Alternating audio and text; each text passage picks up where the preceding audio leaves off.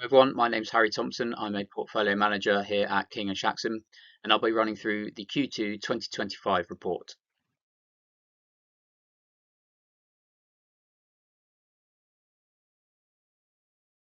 Trump's Liberation Day seems a long way off, with equity markets recovering from the sharp sell-off to now trade at or above the prior highs.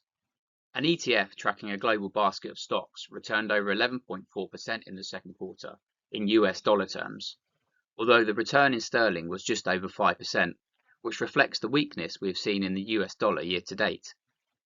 A key theme so far this year has been a movement of capital away from the US, and the debate around whether this is the end of so-called US exceptionalism. We witnessed a global reweighting away from the US, and the dollar weakness has played a significant role in the divergence of returns for UK investors.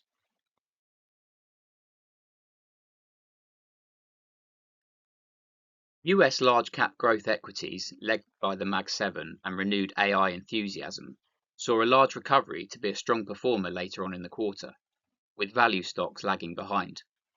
In Europe and the UK, there was limited divergence in growth over value, but large caps struggled on the quarter, returning low single digits in local currency, while smaller caps posted double-digit gains.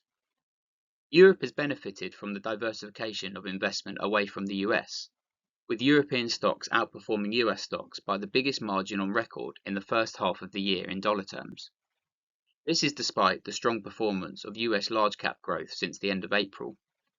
It's important to note that a strong driver of these European returns has been investment into harmful armaments, an area excluded by our model portfolios. Portfolios held up relatively well during the downturn, given our risk-off stance following the rebalances in February, where equity exposure was reduced in favour of fixed income. Whilst relative performance lagged slightly in the recovery, a number of sustainable investments have performed better in the second quarter. So despite dominance by stocks such as the Mag 7 in that recovery from April, which we have more limited exposure to, 2025 has been a good year so far.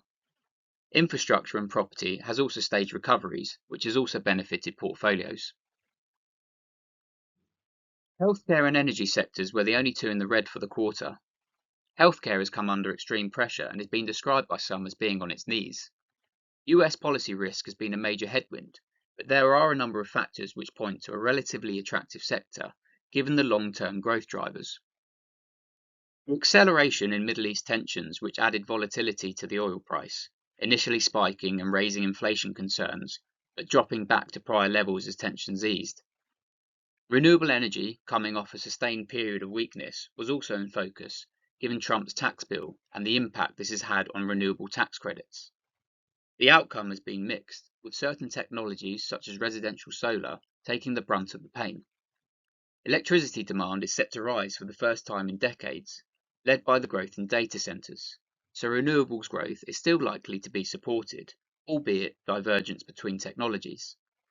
The changes in legislation provide much needed clarity, and while certain technologies will suffer, others will continue their growth trajectory, particularly given the cost-competitive nature compared to fossil fuel generation. Companies exposed to the broader electrification and energy transition theme have had a strong quarter, supported by renewed optimism around AI. Short covering, or buying shares to cover an investor's short position, has played a key role in some of these moves, particularly in the alternative energy universe.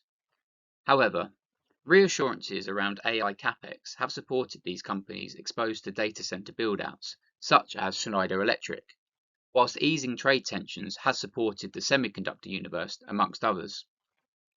Front and center for much of the quarter, geopolitical tensions have eased, from the aversion of a full-scale trade war to easing tensions in the Middle East. Nonetheless, these issues have had a real-world impact on business and investment, given the uncertainty that has been created.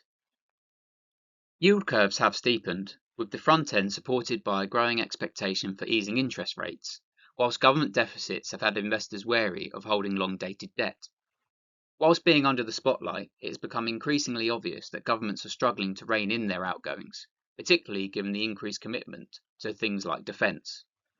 This comes as Trump's big beautiful bill will add trillions to the deficit, whilst Keir Starmer and the Chancellor have had an uphill battle given the backlash to issues such as welfare reform. It's widely expected that Rachel Reeves will come back to asking the UK taxpayer for more money at the next budget. Given these concerns, within our fixed income allocation, we have favoured shorter duration assets. Now focusing on the ethical MPS and the developed world exposure. With the broadening of investment returns and capital flows outside of the US, portfolio's developed world exposure largely outperformed a world equity basket, depicted on the chart through the Amundi MSCI World ETF in pink, which is obviously not held in portfolios.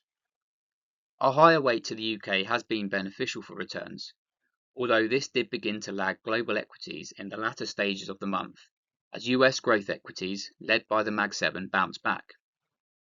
Funds that underperformed are more value-focused, as well as the M&G Positive Impact Fund. The latter has a high healthcare exposure at around 27%, and this was sold during the quarter given our refinement of portfolio's healthcare exposure. Other fund changes during the quarter include the sale of the Martin Currie Improving Society Fund and the purchase of the Aberdeen Europe ex-UK Ethical Fund. Now focusing on the ethical MPS developing world exposure. A leading emerging market ETF, as seen in the pink line, returned over 5.5% for the quarter, again not held in portfolios. Portfolios holding in UBAM outperformed, returning over 6.4% for the quarter. During the quarter, we sold our long-standing holding in the Stewart Asia Pacific All Cap after we identified that Alibaba was added to the fund. Alibaba has long been on our individual company exclusion list, in the same bracket as some of the US FANG companies that the portfolios do not invest in. Our concerns include those close ties to the Chinese government and controversies such as developing surveillance technology for the state, with ethnicity-based recognition capabilities. Further rationale was provided in June, so please ask us for some information.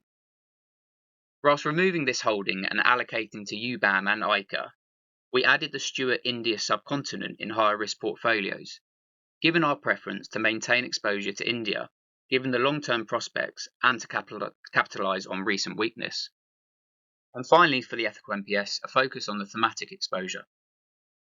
We've seen a strong rebound in the climate and environmental focus universe in the second quarter, driven by a combination of factors mentioned in this presentation. This includes a broadening of equity returns outside of the US, renewed optimism around AI and data center build-outs, as well as growing clarity on renewable credits in the US. Short covering also played a role. Healthcare has faced a number of headwinds, and this has been reflected in the weakness. We added a small amount to Polar Capital healthcare opportunities in the June rebalance, although this would have not made a material change to our healthcare exposure, given the sale of the M&G Positive Impact Fund.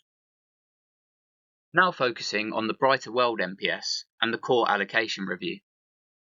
What's not held, the pink line represents the unscreened MSCI World ETF from Amundi, which rose just over 5% in the quarter. Portfolio's World SRI screen version outperformed, rising 5.93%. The rotation out of the US benefited a number of regions, such as the UK and Europe. Europe has attracted capital flows, but a lot of this has been focused on sectors screened from portfolios such as defence. So the Europe SRI exposure has lagged the non-screened equivalent, whilst Q2 was more subdued given the outperformance in Q1.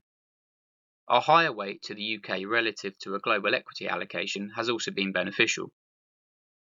Portfolio's Asia and emerging market exposure was a strong contributor to performance, particularly in the higher risk portfolios given the higher allocation.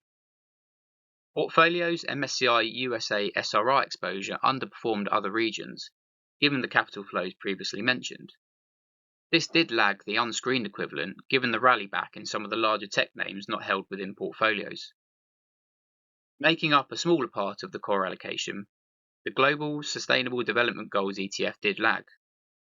Underlying holding returns in this impact ETF were very mixed on the quarter, with Equinix, who are focused on data centers, dropping after weak guidance, whilst healthcare and EV exposure lagged the market rally, while certain renewables also struggled, such as Enphase Energy, given its focus on US residential solar. And finally, the Brighter World MPS review of the satellite thematic allocation. The thematic sleeve of portfolios was largely a positive contributor to performance during the quarter, outperforming the MSCI World ETF in pink, with the exception of global healthcare. The rationale for these returns has been discussed already in the first part of this presentation, with things such as easing trade tensions and AI enthusiasm supporting some of these sectors. The standout being the VanEck Semiconductor ETF, which returned over 22%, whilst the JPM Climate Change Solution and the Rise Environmental 100 returned 9.51 and 9.39 respectively. We have already commented on the healthcare sector in our IMC rebalance minutes in June, discussing the opportunities we see as a sector which has been beaten up and almost at peak fear. Geopolitics is impacting the market less as it becomes desensitized to political noise from world leaders, whilst accepting the significant shifts in global dynamics. The disruption has caused investors to look beyond the US, shaking the market from its alarming complacency around US exceptionalism. The recent policy environment has increased uncertainty, which is a poisonous word in business, and how companies have weathered the last few months, as well as any changes in their outlook, will be pivotal for equity valuations. In mid-July, the second quarter reporting season begins in the US, starting with the US banks. These will be the first meaningful reports in the post-Liberation Day world, and an essential guide for expectations. We reduced risk at our last two rebalances, predominantly in February, given our concerns over a deteriorating outlook, slowing growth, as well as an increased uncertainty. With deficits remaining a major issue, we still see no benefit or justification in adding unnecessary risk by extending fixed income duration. We have duration risk through a part of our equity sleeve as well, given the bias to more future-focused companies. With equity slightly below neutral, we do have room to add into any weakness. In the meantime, capital continues to flow to meet environmental and social issues, and this has become a global phenomenon, and we expect this will accelerate as rates ease and equity returns continue to broaden. Climate change, energy security, health, food security, and knowledge remain important concerns. Thank you for listening to this Q2 report. The text version is available on the website as well. If you do have any questions, please contact your King & Jackson representative. Thank you.